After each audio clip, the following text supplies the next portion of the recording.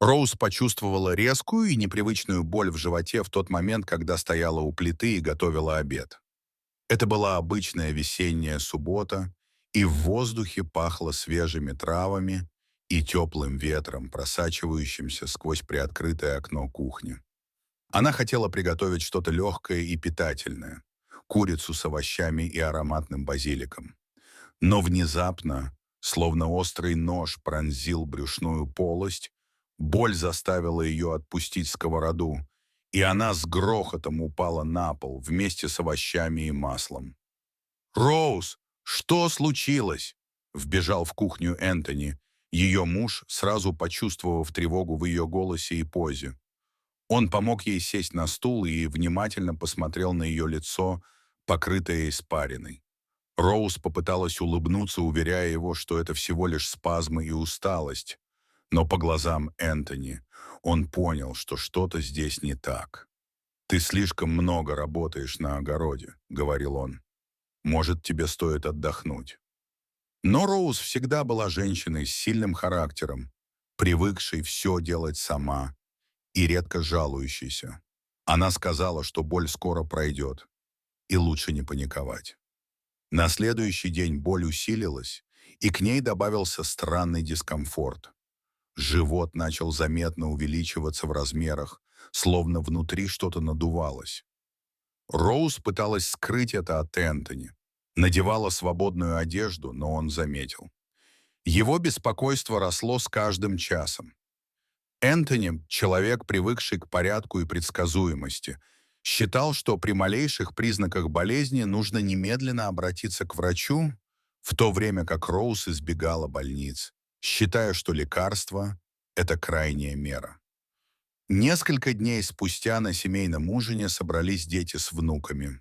Роуз старалась не выделяться, но ее живот выглядел так, словно она была на позднем сроке беременности.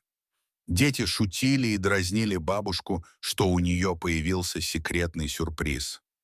Роуз краснела, пытаясь шутить в ответ, но чувствовала, как с каждым движением живот болезненно натягивает кожу.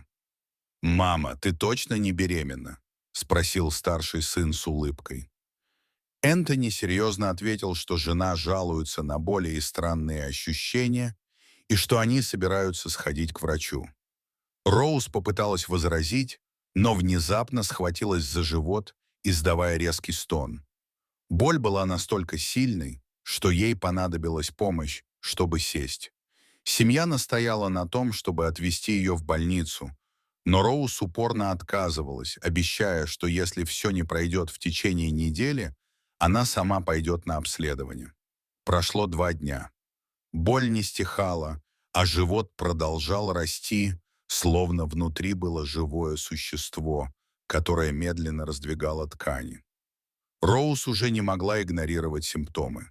Она почувствовала слабость и усталость, а странные движения внутри стали ощущаться как легкие толчки.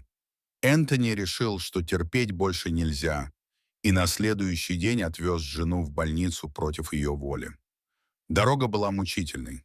Роуз плакала от боли, а Энтони тихо говорил слова поддержки, стараясь не показывать страх. В больнице врачи сначала были озадачены. Ультразвуковое исследование показало, что в животе Роуз что-то двигается, но это явно не плод. Обследование углубили, вызвали гастроэнтеролога, доктора Леонардо, и акушера-гинеколога, доктора Эмили. Они вместе обсуждали результаты, ставя под сомнение привычные диагнозы. Доктор Леонард отметил, что, по всей видимости, в брюшной полости Роуз находится гигантский паразит, мутировавший ленточный червь. Это редчайший случай, и подобное развитие событий невозможно было спрогнозировать. Роуз была напугана и растеряна. Она никогда не думала, что ее тело может стать домом для такого существа. Ей объяснили, что необходима срочная операция, которая будет похожа на кесарево сечение, чтобы достать паразита и сохранить жизнь пациентки. Перед операцией Роуз была в состоянии глубокого стресса, но понимала, что выбора нет. Однако неожиданно она почувствовала новую резкую боль и выбежала в ванную комнату. Там она провела несколько минут, А после вернулась с облегчением и рассказала, что Солитер вышел сам. Медсестры обнаружили в унитазе крупного паразита. После этого Роуз почувствовала себя гораздо лучше и даже с улыбкой отметила, что ее чай с мятой и ромашкой помог избавиться от нежелательного гостя.